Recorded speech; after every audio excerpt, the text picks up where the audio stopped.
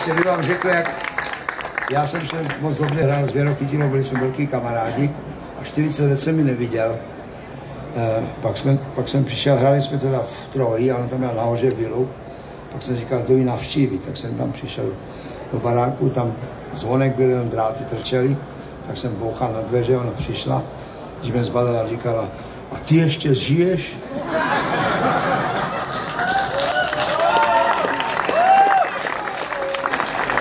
Já jsem říkal, žiju Ježí, babo, teď víš, proč?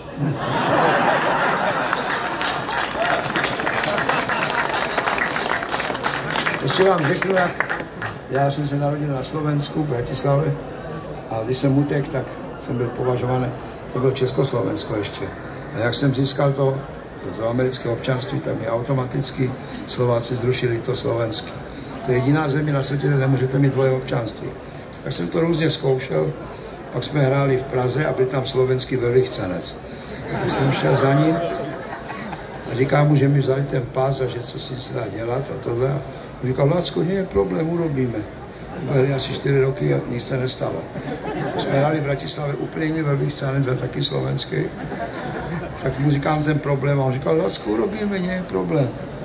Já jsem potom hrál, je to asi 8 nebo 9 let v New Yorku pro magazín Forbes, je takový světový magazín s biznisem a oni otvírali filiálky jako ve Švédsku a Německu a to na Slovensku, v Čechách a dokonce tam byli Zajín a byl tam taky za Slovensko slovenský prezident Kisko.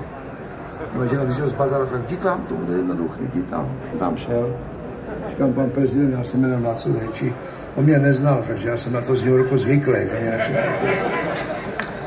A tak jsem mu říkal ten problém, že mi vzali ten slovenský pás a on to zopakoval po třetí to samý. Nie je problém, urobíme.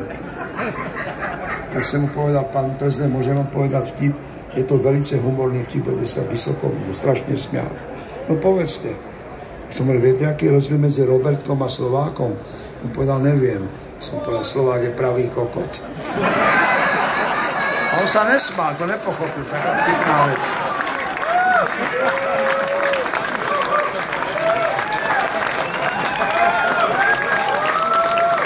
Chcete ještě zahrát? Jo!